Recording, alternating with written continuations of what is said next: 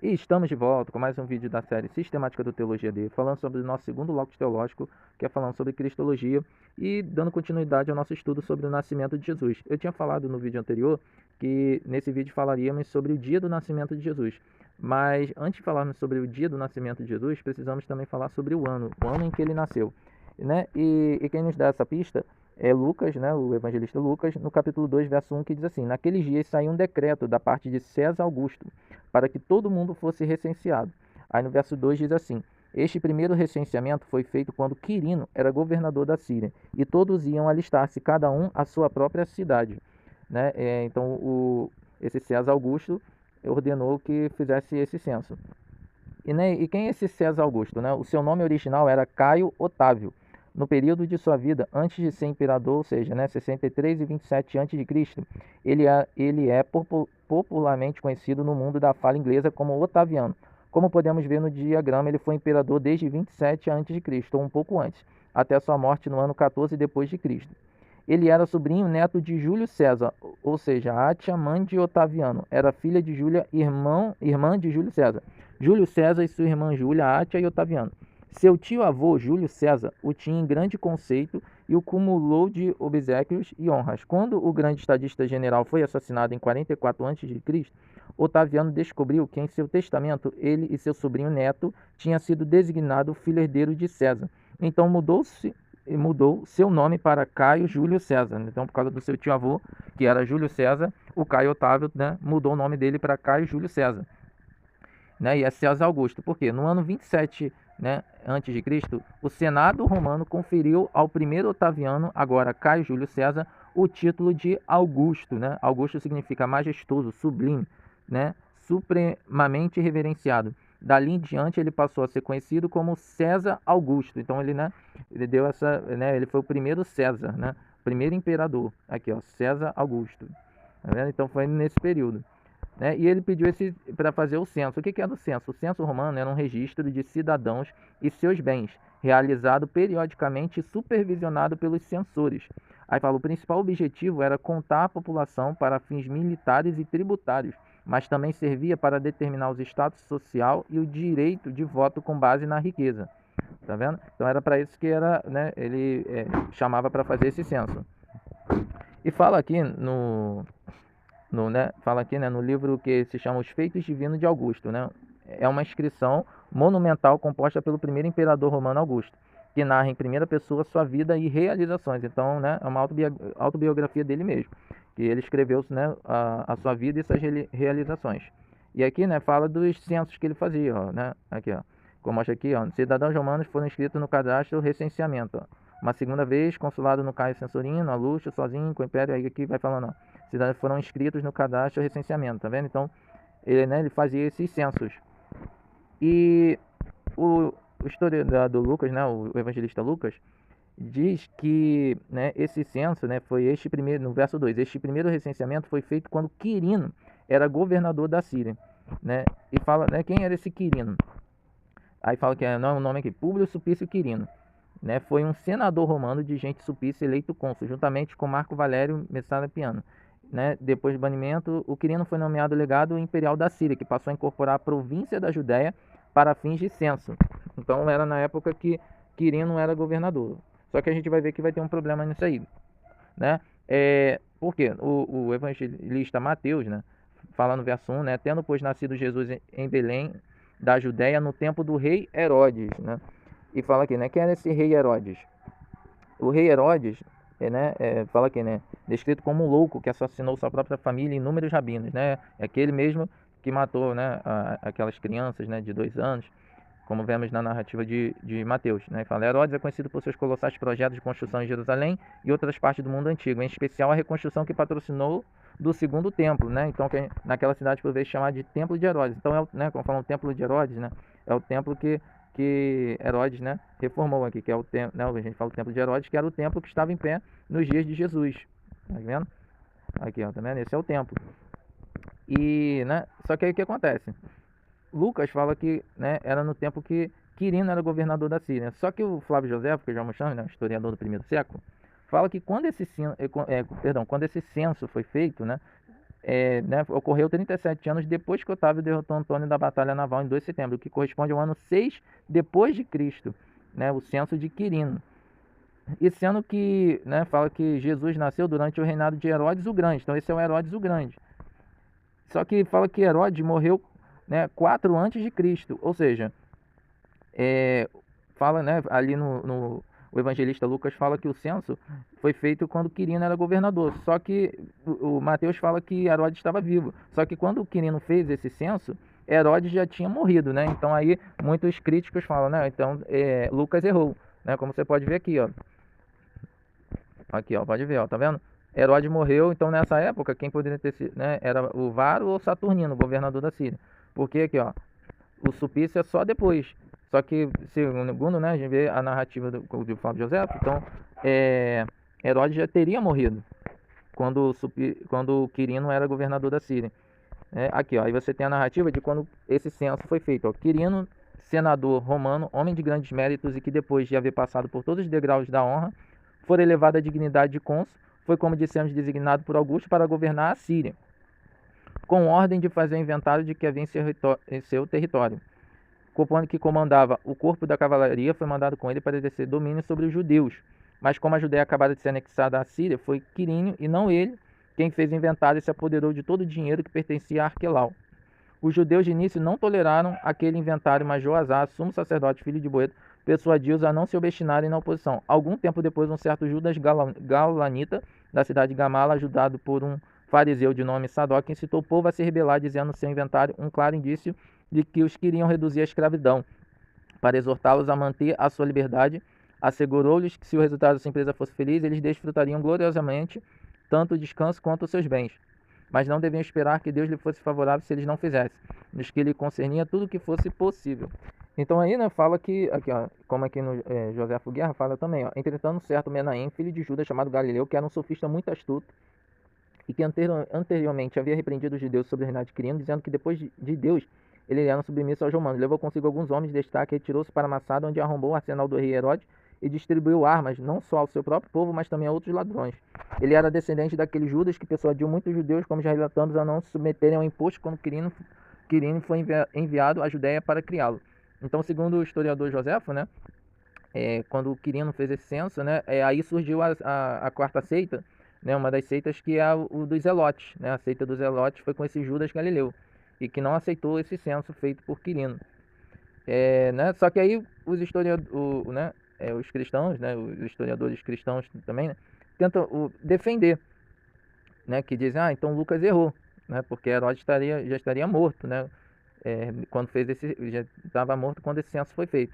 Aí eles tentam apelar, né, para a questão da exegese, né, e da questão do grego, que em grego, né, fala que este foi o primeiro, né, aí a palavra é próter, né, e protos, né, protos vem de primeiro, né, a primeira posição, alguma sucessão de coisas ou pessoas, chefe, principal, primeiro. Só que essa palavra também, em alguns contextos, pode também ser antes. Então aí dizem, né, que ali, então aí poderia ser traduzido, em vez de dizer que Quirino era o governador, não, vai dizer que antes que ele era, né, esse censo foi feito quando o Quirino, antes do Quirino ser governador. Só que tem os exegetas que dizem que não, né, como é que, ó, essa passagem de João 1,15, né, que vem porque porquanto já existia antes, né, antes de, ou aqui, né, porque já existia antes de mim. Então esse antes é próter, né, que vem de primeiro. Aí ele fala que poderia ser, né, mas aí tem discussão sobre isso.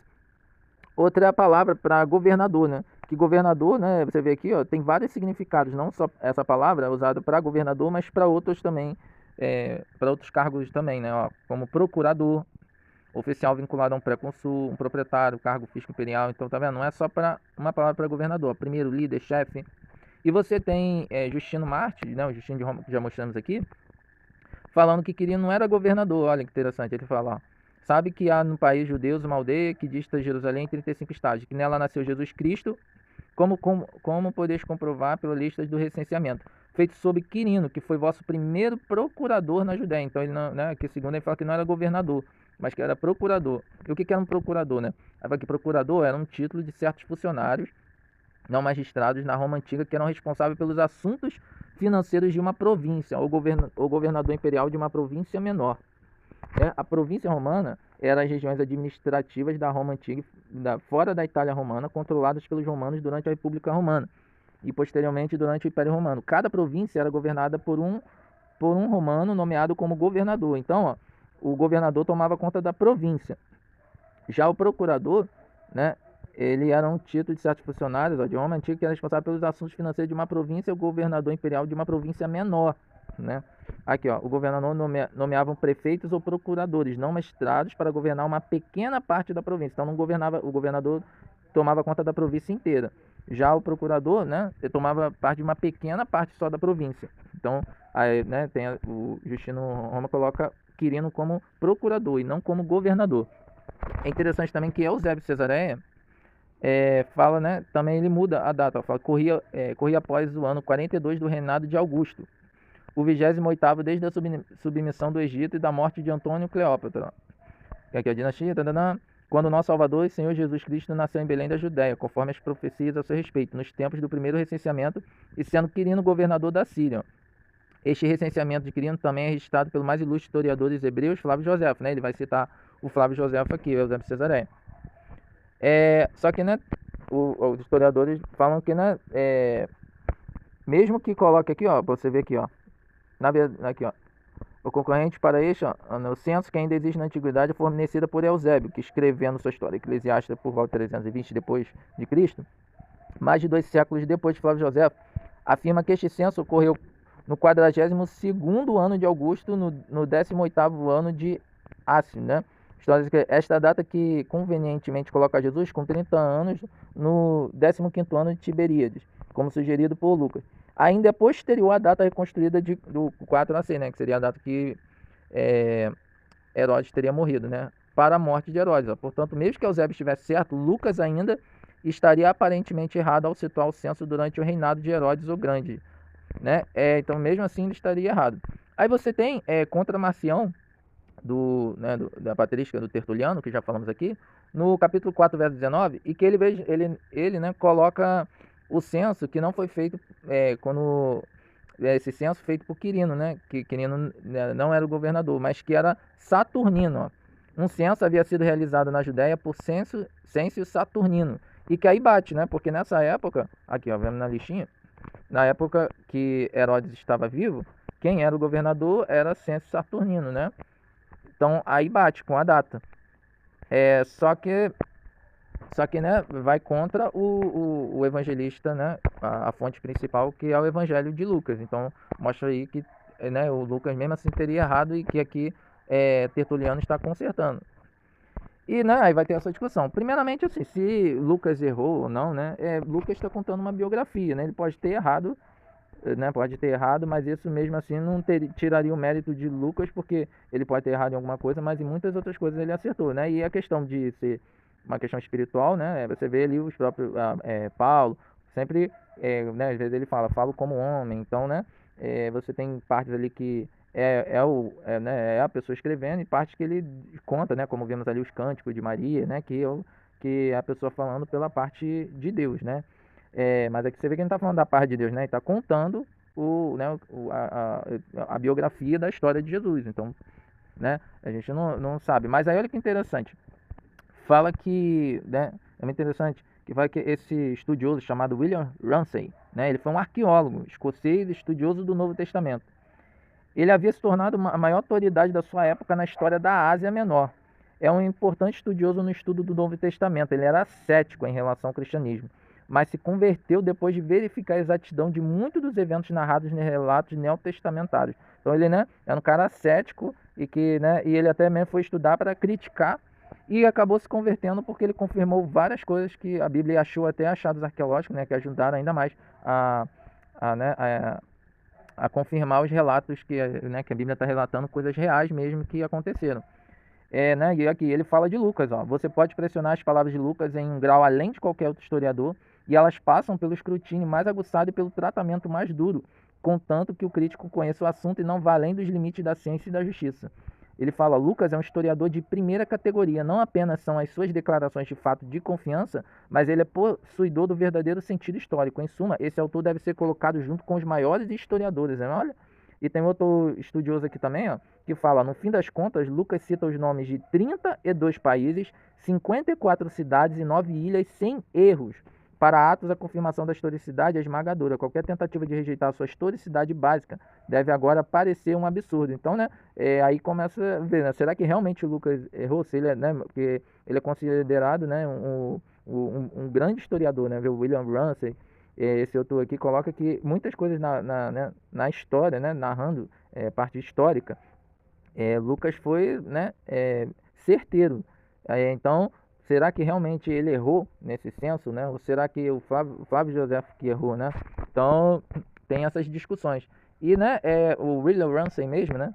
Ele, né, dessa questão dessa discrepância que existe sobre essa questão do censo de Quirino, ele usava o que ele encontrou também, que é o chamado lápis tiburtino, né? Que é essa pedra aqui, ó. E que fala o seguinte, ó: rei levado ao poder de Augusto, e o povo e senado romanos, por isso honrado com 2 celebrações de vitória. Pelo mesmo momento, a decoração triunfal obtido preconsulado na província da Ásia, novamente do deificado Augusto, Síria e Fenícia, né? E aí ele, né, teorizava dizendo que essa pedra aqui, né, mostra que o Quirino poderia ter sido governador da Síria 2 vezes. Só que o problema é que não tem o nome, né? Não tem o nome do Quirino aqui, então não sabe de quem está falando aqui. Outra, né, coisa arqueológica também é o chamado Lapis Venetus, né, essa pedra aqui, ó. E que aí fala de Quirino, né? Aqui, ó, fala: Quinto Emílio, filho de Quinto, segundo da tribo de Palatina, a serviço do divino Augusto, sob a ordem de Público Súpios Quirinos, legado de César na Síria. Foi condecorado com as seguintes honras: prefeito de uma corte da primeira legião de Augusto, prefeito da segunda frota, também realizou um censo por ordem de Quirinos na comunidade Apamena de Nananã. Além disso, quando foi enviado por Quirinos contra né, ele vai falar aqui vários nomes, você pode parar e ler. Foi cobrido pelos 2 cônsules a administrar o tesouro, e quando vivia uma colônia serviu como questor, ardil 2 vezes. Dumviro 2 vezes, e Pontes Quinto Emílio II, filho de Quinto Nananã. Então é interessante, ó, fala que Quirino fez bastante coisa, né, assumiu vários cargos. Então aí ele poderia, né, poderia ter assumido 2 vezes né, de ser governador, ou poderia, né, ter sido procurador, né, que é como mostra aqui no Lápis Veneto. E outra é a pedra de Antioquia, né? E essa pedra aqui, né, fala também, ó: Gaius Caristinos, né, filho de Gaius, nananã, vai falar aqui, ó: decreto, aqui, ó, por Gaius, Júlio, oficial responsável pelas obras comandantes da 12ª Legião Relâmpago, Ponte-se prefeito de Público Sulpício Quirinos, Odumvir, prefeito de Marco Servilho e prefeito, e aqui para, né? Fala esse Dumvir também, né, aqui, ó, que ele era Dumviro, né? Na Roma Antiga, um Dumvir, ó, um dos 2 homens, ou 2 homens eram magistrados que exerciam a sua função em conjunto com o outro. Tais pares de magistrado foram apontados em vários períodos da história romana, tanto na capital como nas colônias e municípios. Então, né, é interessante, né, que você vê, ele poderia ter sido governador, procurador, Dumviro, né? Então, há várias possibilidades, né? Né, e que seria o que o autor de Lucas teria registrado, mas a tradução colocou como governador, né? Mas que ele poderia ter sido governador, né? Essa interpretação pode existir, né? De ele ter sido governador 2 vezes. Claro que assim, não é nada, não há uma prova, né? Uma prova, enfim, que diga que era, né? Então ainda tem discussão sobre isso. E é interessante também, ó, que Lucas, né, afirma que todos foram se alistar, cada um à sua cidade. E muitos estudiosos consideram essa afirmação improvável e citam como prova o caráter de não histórico de toda a narrativa do censo em Lucas. Só que encontrou, ó, né, olha lá, um papiro descoberto no Egito, datado no 7º ano do imperador Trajano, né? Aqui, ó, e que fala, né, esse documento contém 3 cartas, e a terceira carta que se relaciona ao nosso assunto. Ela diz o seguinte: ó: Caio Víbio, prefeito-chefe do Egito, devido à proximidade do censo, é necessário que todos aqueles que por qualquer motivo estejam longe de suas casas preparem-se imediatamente para retornar aos seus respectivos governos, a fim de que possam concluir o cadastro familiar e que as terras cultivadas permaneçam pertencentes a eles, sabendo que a sua cidade precisa de provisões do campo desejo. Neste ponto, o papiro torna-se muito fragmentário para uma tradução contínua. Mas mostra aqui, ó, né, dizendo que era para fazer o censo, ó, e era para, né, para chamar toda a família, tá vendo? Então, né, como no José, que sobe lá, né, que vimos até que ele subiu com os filhos, né, nos apócrifos. Então, né, mostra que tem texto fora da Bíblia, né, que mostra que esse censo de chamar toda a família poderia ter sido, era feito. E, né, e aí continua, né, essa questão, né, e aí, né, tem essa discussão sobre a questão de Quirino. E da morte de Herodes o Grande, né? Fala que Herodes morreu 4 antes de Cristo. E só que é interessante que fala que antes da morte de Herodes, fala que houve um eclipse. Fala que houve um eclipse. E esse eclipse, né, aconteceu, né, na NASA, né, registrou esse eclipse, que segundo a que aconteceu 2 eclipses, né, ali no período ali, nesse período. Aconteceu um eclipse 10 de janeiro, né, que, né, foi no ano antes de Cristo, e o outro que aconteceu em 13 de março, né, 4 antes de Cristo. E que, né, geralmente colocam esse 13 de março, 4 antes de Cristo, que seria a data, mas aqui Herodes teria morrido. Só que o problema é que esse eclipse de 13 de março foi o que passou desapercebido, né? Não foi longo, não foi nada. Agora o outro foi o eclipse de 10 de janeiro, esse foi bem visível e mais duradouro, né? Então, se ocorreu um eclipse antes da morte dele, o eclipse que mais, assim, que poderia ter sido visto, né, foi o de 10 de janeiro, né? E não o 13 de março. Aqui, ó, e fala desse eclipse, ó. Aqui, ó, né? E Herodes era terrível. Herodes, assim, depois de tê-lo privado do cargo de sumo sacerdote, mandou queimar vivo este outro Matias, ó, toda a sedição e todos que tinham sido aprisionados com ele naquela mesma noite, sobreveio um eclipse da lua. Aí fala que, ó, Deus queria, aí o Flávio José narra, né, dizendo que Deus queria que Herodes sofresse o castigo de sua impiedade. Sua doença agravava-se cada vez mais, uma febre lenta que não transparecia exteriormente, queimava e o devorava por dentro. Ele tinha uma fome tão violenta que nada era capaz de saciá-lo seus intestinos. Seus intestinos estavam cheios.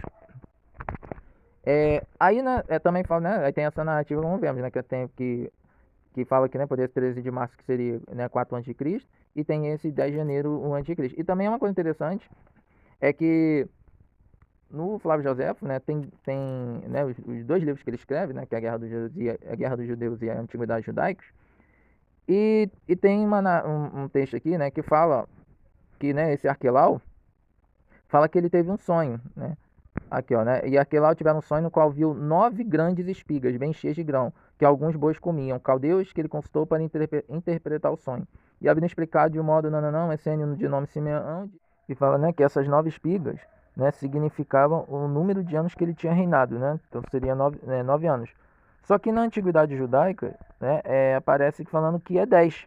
Aqui, ó. Para mudar de lugar de forma. As 10 espigas significavam 10 anos, porque não se passa um ano que a terra não produza novos grãos. Então, tá vendo?